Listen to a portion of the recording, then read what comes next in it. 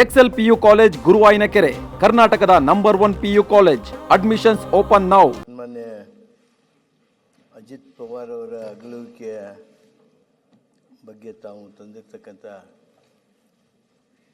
ಏನು ಸಂತಾಪ ಸೂಚನೆ ಇದೆ ಅದನ್ನು ಬೆಂಬಲಿಸ್ತಾ, ಅಜಿತ್ ಪವಾರ್ ಅವರು ನಮ್ಮ ದೇಶ ಕಂಡಿರ್ತಕ್ಕಂಥ ಒಬ್ಬ ವಿಶೇಷ ರಾಜಕಾರಣಿಯಾಗಿದ್ದರು ಅಂತ ಹೇಳಿದರೆ ಅದು ಅತಿಶಯೋಕ್ತಿ ಆಗೋದಿಲ್ಲ.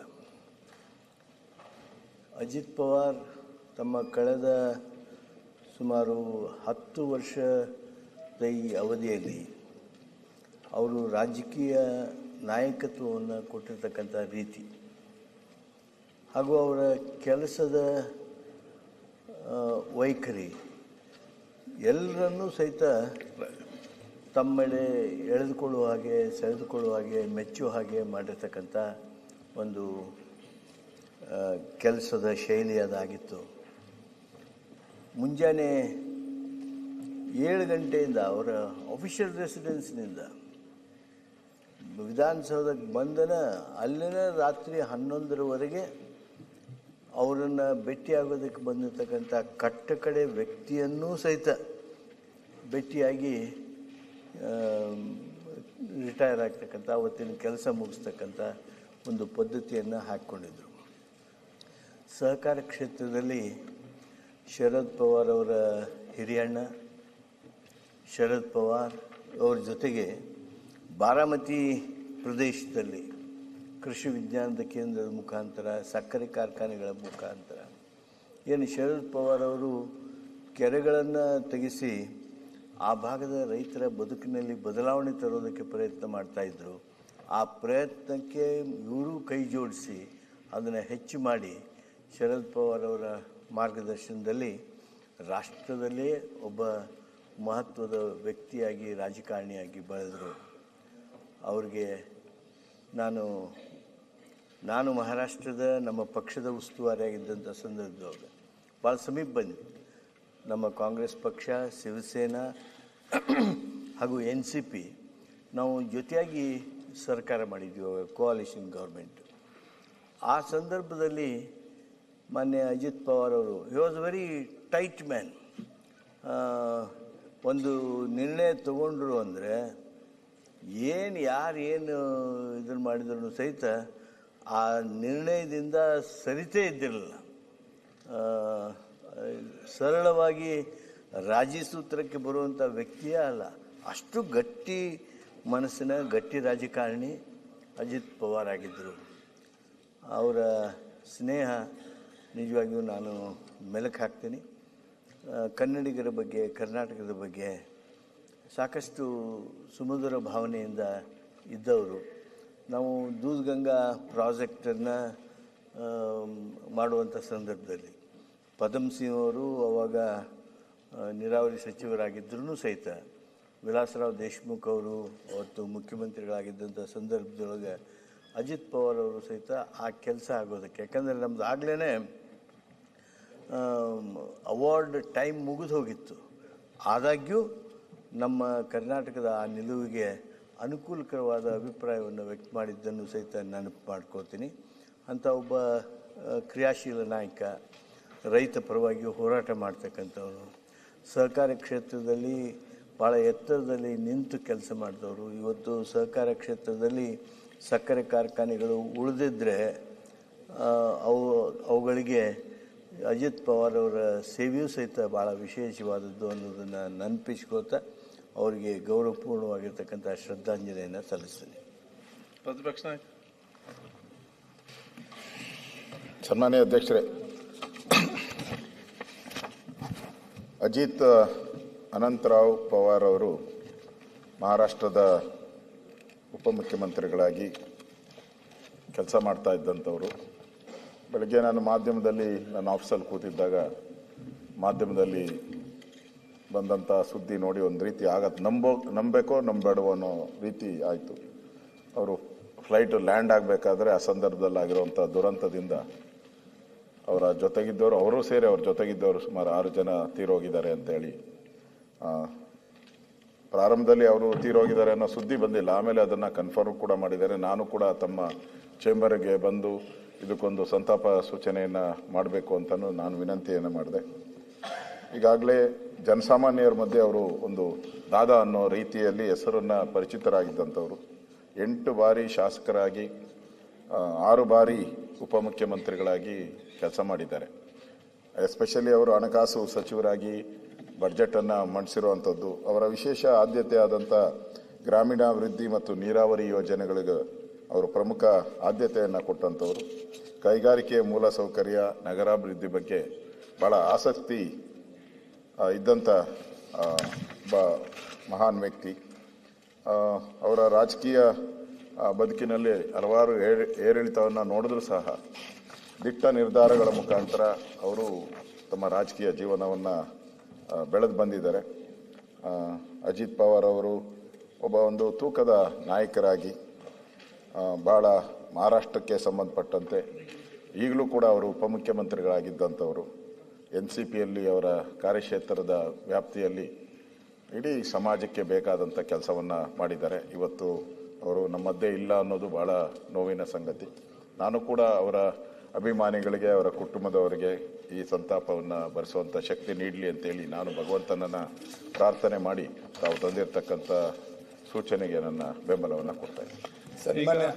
ಸನ್ಮಾನ್ಯ ಅಧ್ಯಕ್ಷರೇ, ಇವತ್ತೇನು ಅಜಿತ್ ಪವಾರ್ ಅವರು ಬೆಳಗ್ಗೆ ಒಂದು ಶಾಲೆ ಕಾರ್ಯಕ್ರಮಕ್ಕೆ ಹೋಗೋ ಮಧ್ಯದಲ್ಲಿ ಅವರು ನಿಧನ ಆಗಿರ್ತಕ್ಕಂಥದ್ದು, ಅವ್ರ ಜೊತೆಲಿದ್ದಂಥವರೆಲ್ಲ ಸೇರಿ 6 ಜನಕ್ಕೂ ಮೊದಲನೇದಾಗಿ ಸಂತಾಪವನ್ನು ಸೂಚಿಸೋದ್ರ ಜೊತೆಯಲ್ಲಿ ಅವರು 1959ರಲ್ಲಿ ಜನಿಸಿ ಅಲ್ಲಿ ಬಾರಾಮತಿ ಕ್ಷೇತ್ರದಲ್ಲಿ ಉತ್ತಮ ರೀತಿಯಲ್ಲಿ ಕೆಲಸವನ್ನು ಮಾಡಿಕೊಂಡು ಹಲವಾರು ವರ್ಷ ಸುದೀರ್ಘವಾಗಿ ಅವರು ಉಪಮುಖ್ಯಮಂತ್ರಿಯಾಗಿ ಸೇವೆಯನ್ನು ಸಲ್ಲಿಸೋದ್ರ ಜೊತೆಯಲ್ಲಿ ಒಳ್ಳೊಳ್ಳೆ ಖಾತೆಗಳು, ಹಣಕಾಸು ಖಾತೆ, ನೀರಾವರಿ ಖಾತೆ ಮತ್ತು ಇಂಧನ ಖಾತೆಗಳನ್ನೆಲ್ಲ ಉತ್ತಮ ರೀತಿಯಲ್ಲಿ ನಿಭಾಯಿಸಿ ಮತ್ತು ಶಿಸ್ತಿಗೆ ಹೆಸರಾದಂಥ ಒಬ್ಬ ರಾಜಕಾರಣಿನೂ ಕೂಡ ಹೌದು. ಅವ್ರನ್ನ ಪ್ರೀತಿಯಿಂದ ಅವ್ರ ಹಿಂಬಾಲಕರು ದಾದಾ ಅಂತಲೇ ಕರಿತಾ ಇದ್ದಂಥದ್ದನ್ನ ನಾವೆಲ್ಲರೂ ಕೂಡ ಸ್ಮರಿಸ್ಕೋಬೇಕಾಗ್ತದೆ. ಆ ರೀತಿಯಲ್ಲಿ ಒಂದು ಜನಾಭಿಪ್ರಾಯ ಮೂಡಿಸ್ಕೊಂಡು ಜನರನ್ನೆಲ್ಲ ವಿಶ್ವಾಸಕ್ಕೆ ತಗೊಂಡು ಸುದೀರ್ಘ ಕಾಲ ರಾಜಕೀಯದಲ್ಲಿದ್ದಂಥ ವ್ಯಕ್ತಿ ಈ ಥರ ದುರ್ಘಟನೆಗೆ ಒಳಗಾಗ್ತಕ್ಕಂಥದ್ದು, ಅವ್ರದ್ದು ಯಾವುದೇ ತಪ್ಪಿಲ್ಲದ ರೀತಿಯಲ್ಲಿ ಆ ವೈಮಾನಿಕ ಇದರ ಮುಖಾಂತರ ಅವ್ರೇನಿವತ್ತು ನಮ್ಮನ್ನೆಲ್ಲ ಅಗಲಿದ್ದಾರೆ, ಅವರು ಮತ್ತು ಅವ್ರ ಜೊತೆ ಅಗಲಿದಂಥ 6 ಜನಕ್ಕೂ ಕೂಡ ಸಂತಾಪವನ್ನು ಸೂಚಿಸ್ತಾ ಅವರ ಕುಟುಂಬಕ್ಕೆ ಮತ್ತು ಅವರ ಅನುಯಾಯಿಗಳಿಗೆ ಆ ದುಃಖವನ್ನು ಭರಿಸ್ತಕ್ಕಂಥ ಶಕ್ತಿಯ ಭಗವಂತ ಕೊಡಲಿ ಅಂತ ದೇವರಲ್ಲಿ ಪ್ರಾರ್ಥನೆ ಮಾಡ್ಕೊಂಡು ನನ್ನ ಮಾತು. ಮಂತ್ರಿಗಳು. ಸನ್ಮಾನ್ಯ ಅಧ್ಯಕ್ಷರೇ, ಅಜಿತ್ ಪವಾರ್ ಅವರು ಭಾಳಷ್ಟು ರಾಜಕೀಯ ಮುತ್ಸದ್ದಿ ಅಂತ ಹೇಳಲಿಕ್ಕೆ ಬಯಸ್ತೇನೆ. ನಾವು ಗಡಿ ಜಿಲ್ಲೆ ಗಡಿ ಭಾಗದಲ್ಲಿ ಇರೋದ್ರಿಂದ ಅಜಿತ್ ಪವಾರ್ ಅವರ ಭಾಳಷ್ಟು ಅನುಯಾಯಿಗಳು, ಅಭಿಮಾನಿಗಳು ನಮ್ಮಲ್ಲಿ ಕೂಡ ಭಾಳಷ್ಟು ಇದ್ದಾರೆ. ಈಗ ತಾನೇ ಹಿರಿಯರೆಲ್ಲ ಮಾತನಾಡಿದ ಹಾಗೆ ಅವರು ಭಾಳಷ್ಟು ವರ್ಷ, ಭಾಳಷ್ಟು ಪೆರಡು ನೀರಾವರಿ ಮಂತ್ರಿಯಾಗಿ, ಗ್ರಾಮೀಣಾಭಿವೃದ್ಧಿ ಮಂತ್ರಿಯಾಗಿ, ಇಂಡಸ್ಟ್ರಿಯಲ್ ಮಂತ್ರಿಯಾಗಿ ಮಹಾರಾಷ್ಟ್ರ ಬೆಳಿಲಿಕ್ಕೆ ಅವ್ರದ್ದೇ ಆದಂಥ ಕೊಡುಗೆಯನ್ನು ಅವರು ಕೊಟ್ಟಿದ್ದರು. ಅದರಲ್ಲೂ ಕೂಡ ಅವರು ಭಾಳಷ್ಟು ಧೈರ್ಯವಂತರಾಗಿದ್ದರು. ಭಾಳಷ್ಟು ಧೈರ್ಯವಂತದಿಂದ ಭಾಳಷ್ಟು ಡಿಸಿಷನ್ಗಳನ್ನು ಭಾಳಷ್ಟು ತಗೊಳ್ತಾ ಇದ್ರು. ಇನ್ನೊಂದು ಅವರು ಜನ ಅನುರಾಗಿಗಳಾಗಿದ್ದರು. ಯಾಕಂತಂದರೆ ಬೆಳಗ್ಗೆ 6:30 ಗಂಟೆಗೆ ನಾವು ಭಾಳಷ್ಟು ಜನ ಹೇಳ್ತಾರೆ ನಮಗೆ, ಯಾಕಂದರೆ ಭಾಳಷ್ಟು ಹತ್ತಿರದ ಸಂಬಂಧಗಳು ಇರೋದ್ರಿಂದ ನನ್ನ ಕ್ಷೇತ್ರದಲ್ಲಿ ಮತ್ತು ಬಾರಾಮತಿ ಇದಕ್ಕೆ. ಸೊ ಬೆಳಗ್ಗೆ 6:15ಗೆ ಜನರನ್ನ ಭೇಟಿಯಾಗಲಿಕ್ಕೆ ಶುರು ಮಾಡ್ತಾ ಇದ್ರು. ಯಾವುದೇ ಒಬ್ಬ ರಾಜಕಾರಣಿ ಸಾಮಾಜಿಕ ಬದ್ಧತೆ, ಕಾಳಜಿ ಇದ್ದಂಥವ್ರು ತನ್ನ ಕ್ಷೇತ್ರದಿಂದ ಆಗಿರ್ಬೋದು ಅಥವಾ ಇಡೀ ರಾಜ್ಯದಿಂದ ಬರುವಂಥ ಜನ 6:15ಗೆ, ಇವತ್ತು ಅಜಿತ್ ಪವಾರ್ ಅವ್ರನ್ನ ಭೇಟಿ ಆಗಬೇಕು ಅಂತಂದರೆ ಅವರು 5:15ಗೆ ಹೋಗ್ತಾ ಇದ್ರು, 6 ಗಂಟೆ ವಾಕಿಂಗ್ನಿಂದ ಶುರು ಮಾಡ್ತಾ ಇದ್ರು. ಜನರ ಬಗ್ಗೆ ಅಷ್ಟೊಂದು ಕಾಳಜಿಯನ್ನು ತಗೊಳ್ತಾ ಇರುವಂಥ ಇಂಥ ಒಬ್ಬ ಮುತ್ಸದ್ದಿ ರಾಜಕಾರಣಿ. ಕೊನೆಯ ರಾಜಕೀಯ ದಿನಗಳಲ್ಲಿ ಅವ್ರಿಗೆಲ್ಲ ಏನಾಯಿತು, ಎಷ್ಟು ಕಷ್ಟ ಅನುಭವಿಸಿದ್ರು, ಏನೆಲ್ಲ ಅವ್ರ ಮೇಲೆ ಚಾರ್ಜಸ್ ಆಯಿತು, ಯಾವ ರೀತಿ ರಾಜಕೀಯ ಬದಲಾವಣೆಯ ಸಂದರ್ಭದಲ್ಲಿ ಏನೆಲ್ಲ ರಾಜಕಾರಣ ಆಯಿತು ಅನ್ನೋದು ತಮಗೂ ಎಲ್ಲ ಗೊತ್ತು, ನಮಗೂ ಎಲ್ಲರಿಗೂ ಗೊತ್ತು. ಬಟ್ ಅವರು ಈ ರೀತಿ ಇವತ್ತು ಬೆಳಗ್ಗೆ ದುರ್ಘಟನೆಯಲ್ಲಿ ತೀರ್ಕೊಂಡಿದ್ದಾರೆ ಅಂತ ಹೇಳಿದಾಗ ನಿಜವಾಗ್ಲೂ ನನಗೆ ಆಗಲಿ ಅವರ ಅಭಿಮಾನಿಗಳಿಗೆ ನಂಬಲಿಕ್ಕೆ ಆಗಲಿಲ್ಲ. ಇಂಥ ಒಂದು ಸಂದರ್ಭದಲ್ಲಿ ದೇವರು ಅವರ ಆತ್ಮಕ್ಕೆ ಚಿರಶಾಂತಿಯನ್ನು ಕೊಡಲಿ ಮತ್ತು ಅವರೆಲ್ಲ ಭಾಳಷ್ಟು ಲಕ್ಷಾಂತರ ಕೋಟಿಗಟ್ಟಲೆ ಅಭಿಮಾನಿಗಳಿಗೆ ಈ ಒಂದು ದುಃಖವನ್ನು ಭರಿಸುವಂಥ ಶಕ್ತಿ ಕೊಡಲಿ ಅಂತ ತಮ್ಮ ಮೂಲಕ ಕೇಳ್ತೀನಿ. ಲಕ್ಷ್ಮಣ್ ಸಾವ್. ಮಾನ್ಯ ಅಧ್ಯಕ್ಷರೇ, ಇವತ್ತು ಬೆಳಿಗ್ಗೆ ಅಜಿತ್ ಪವಾರ್ ಅವರ ನಿಧನದಿಂದ ಬಂದಿರತಕ್ಕಂಥ ಸುದ್ದಿಯನ್ನು ಕೇಳಿ ನಾವೆಲ್ಲರೂ ಕೂಡ ಭಾಳ ಮನಸ್ಸಿಗೆ ನೋವಾಗಿದೆ. ಒಬ್ಬ ಹಿರಿಯ ಸಹಕಾರಿಗಳಾಗಿದ್ದರು ಅವರು ಮತ್ತು ಸ್ನೇಹಪರವಾಗಿರ್ತಕ್ಕಂಥ ಕಾರ್ಯಕ್ರಮಗಳಲ್ಲಿ ಭಾಳಷ್ಟು ಭಾಗವಹಿಸಿ ನೇರ ನುಡಿಗೆ ಒಬ್ಬ ಹೆಸರುವಾಸಿಯಾಗಿರ್ತಕ್ಕಂಥವ್ರು. ಅವ್ರು ಮಾತಾಡ್ತಕ್ಕಂಥ ಸಂದರ್ಭದಲ್ಲಿ ಯಾವುದೇ ಮುಲಾಜಿಲ್ಲದೇ ಮಾತಾಡ್ತಕ್ಕಂಥವ್ರು, ನಿಷ್ಠೂರವಾಗಿರ್ತಕ್ಕಂಥ ಮಾತುಗಳು. ನಾನು 3-4 ಬಾರಿ ಅವ್ರ ಜೊತೆಗೆ ಸಭೆಗಳನ್ನು ಕೂಡ ನಾವು ಮಾಡಿದ್ದೀವಿ. ನಾನು ಹಿಂದೆ ಸಹಕಾರಿ ಸಚಿವನಿದ್ದಂಥ ಸಂದರ್ಭದಲ್ಲಿ ಶರದ್ ಪವಾರ್ ಅವರು ಕೇಂದ್ರದ ಕೃಷಿ ಸಚಿವರಾದಂಥ ಸಂದರ್ಭದಲ್ಲಿ 3-4 ಬಾರಿ ನಮ್ಮನ್ನೆಲ್ಲರೂ ಕೂಡ ಕರೆದು ಆ ಸಭೆಯಲ್ಲಿ ನಾವೆಲ್ಲರೂ ಕೂಡ ಭಾಗವಹಿಸಿರ್ತಕ್ಕಂಥ ಸಂದರ್ಭದಲ್ಲಿ ಅವರ ಹತ್ತಿರದ ಸ್ವಭಾವಗಳನ್ನು, ಅವರ ನಡೆದು ಬಂದಿರತಕ್ಕಂಥ ದಾರಿಗಳನ್ನು ಭಾಳಷ್ಟು ನಾವು ಕಂಡಿದ್ದೀವಿ. ನೋಡಿ ಅಧ್ಯಕ್ಷರೇ, ಮನುಷ್ಯ ಹುಟ್ಟೋದು ಆಕಸ್ಮಿಕ, ಸಾವು ಮಾತ್ರ ಖಚಿತ. ಈ ಹುಟ್ಟು ಸಾವು ಮಧ್ಯದಲ್ಲಿರ್ತಕ್ಕಂಥ ನಮ್ಮ ಪವಿತ್ರವಾಗಿರ್ತಕ್ಕಂಥ ಬದುಕನ್ನು ನಾವು ಯಾವ ಥರದಿಂದ ಸ್ವಾರ್ಥಕತೆಯನ್ನು ಪಡ್ಕೋಬೇಕು ಅಂತಕ್ಕಂಥದ್ದು ಇವತ್ತು ಅಜಿತ್ ಪವಾರ್ ಮುಖಾಂತರ ನಾವು ತಿಳ್ಕೊಬೇಕಾಗ್ತದೆ. ಬಹುಶಃ ಬಾರಾಮತಿ ಭಾಗದಲ್ಲಿರ್ತಕ್ಕಂಥ ಅಭಿವೃದ್ಧಿ, ಅವ್ರು ಮಾಡಿರ್ತಕ್ಕಂಥ ಕಾರ್ಯಗಳು, ಸತತ 6 ಬಾರಿ ಉಪಮುಖ್ಯಮಂತ್ರಿಗಳಾಗ್ತಕ್ಕಂಥದ್ದು ಸುಲಭದ ಮಾತಲ್ಲ. ಇದು ಯಾರು ಜನರ ಮಧ್ಯದಲ್ಲಿ ಇದ್ಕೊಂಡು ಜನರ ಕಷ್ಟ ಕಾರ್ಪಣ್ಯಗಳಿಗೆ ಸ್ಪಂದನೆ ಮಾಡಿ ಅವರ ಸಮಸ್ಯೆಗಳನ್ನು ಬಗೆಹರಿಸಿ ಜನರ ಪ್ರೀತಿಯನ್ನು ಗಳಿಸ್ಕೊಂಡಿರ್ತಕ್ಕಂಥ ರಾಜಕಾರಣಿಗೆ ಮಾತ್ರ ಇಂಥ ಒಂದು ಅವಕಾಶ ಸಿಗಲಿಕ್ಕೆ ಸಾಧ್ಯ ಇದೆ. ಅಂಥ ಮಹಾನ್ ಕಾರ್ಯವನ್ನು ಮಾಡಿರ್ತಕ್ಕಂಥ ಅಜಿತ್ ಪವಾರ್ ಅವರು ಸಹಕಾರಿ ರಂಗದಲ್ಲಿ ತಮ್ಮದೇ ಆಗಿರ್ತಕ್ಕಂಥ ಒಂದು ಛಾಪನ್ನು ಮೂಡಿಸಿರ್ತಕ್ಕಂಥವ್ರು. ಬಹುಶಃ ನಾವೆಲ್ಲರೂ ಕೂಡ ಒಂದು ಅರ್ಥ ಮಾಡ್ಕೋಬೇಕು. ಇವತ್ತು ಅಂಥ ವ್ಯಕ್ತಿ ನಮ್ಮ ಮಧ್ಯದಲ್ಲಿ ಎಲ್ಲದೇ ಇರತಕ್ಕಂಥದ್ದು ಒಂದು ಕ್ಷೇತ್ರಕ್ಕೆ ಮತ್ತು ಮಹಾರಾಷ್ಟ್ರ ರಾಜ್ಯಕ್ಕೆ ಆಗಲಿ ಮತ್ತು ಅನೇಕ ಕಡೆ ಅವರ ಒಂದು ಅಭಿಮಾನ ಬಳಗವನ್ನು ಕಟ್ಟಿರ್ತಕ್ಕಂಥ ಅವರೆಲ್ಲರಿಗೂ ಕೂಡ ಭಾಳ ದುಃಖ ಆಗಿದೆ. ಎಲ್ಲರೂ ಹೇಳಿದರು ಏನು ಅವ್ರ ಆತ್ಮಕ್ಕೆ ಶಾಂತಿ ಸಿಗಲಿ, ಚಿರಶಾಂತಿ ಸಿಗಲಿ ಅಂತ. ನಾನು ಅದನ್ನು ಹೇಳಕ್ಕೆ ಹೋಗಲ್ಲ. ಅಜಿತ್ ಪವಾರ್ ಅಂತ ವ್ಯಕ್ತಿ ಇನ್ನೊಮ್ಮೆ ಹುಟ್ಟಿ ಬರಲಿ ಅಂತಕ್ಕಂಥ ಮಾತನ್ನು ಈ ಸಂದರ್ಭದಲ್ಲಿ ನಾನು ಹೇಳಲಿಕ್ಕೆ ಬಯಸ್ತೀನಿ. ಯಾಕಂದರೆ ಅಂಥ ವ್ಯಕ್ತಿಗಳು ದೇಶದಲ್ಲಿ, ರಾಜ್ಯದಲ್ಲಿ ಇರಬೇಕಾಗಿರ್ತಕ್ಕಂಥದ್ದು ನಮಗೆಲ್ರಿಗೂ ಕೂಡ ಒಂದು ಸ್ವಾಭಿಮಾನಕ್ಕೆ ಒಂದು ಒಳ್ಳೆಯ ಹೆಸರು ತರ್ತಕ್ಕಂಥವ್ರು. ನಾನು ಅಜಿತ್ ಪವಾರ್ ಅವರು ಇವತ್ತು ಜಡವಾದ ಶರೀರವನ್ನು ಬಿಟ್ಟು ಸೂಕ್ಷ್ಮ ಶರೀರದೊಂದಿಗೆ ಬೇಗ ಹೋಗಿರ್ಬೋದು. ಅವರ ಸೂಕ್ಷ್ಮ ಶರೀರ ಇನ್ನೊಂದು ಜಡವಾದ ಶರೀರದಲ್ಲಿ ಸೇರ್ಪಡೆಯಾಗಿ ಮತ್ತೆ ಈ ಭೂಮಿಗೆ ಬರಲಿ, ಆ ಭಾಗದಲ್ಲಿ ಇನ್ನಷ್ಟು ಅವರ ಸೇವೆ ಸಿಗಲಿ ಅವ್ರ ಮುಖಾಂತರ ಅಂತಕ್ಕಂಥ ಮಾತನ್ನು ಈ ಸಂದರ್ಭದಲ್ಲಿ ಹೇಳಿ, ಅಂಥ ರಾಜಕಾರಣಿಗಳು ಒಬ್ಬ ಮಾಡೆಲ್ ರಾಜಕಾರಣಿ, ಒಬ್ಬ ಅಂಥವ್ರನ್ನ ನೋಡಿ ನಾವು ಭಾಳಷ್ಟು ಕಲಿತಕ್ಕಂಥ ಅನೇಕ ವಿಚಾರಗಳನ್ನು ನಾವು ನೋಡಿದ್ವಿ.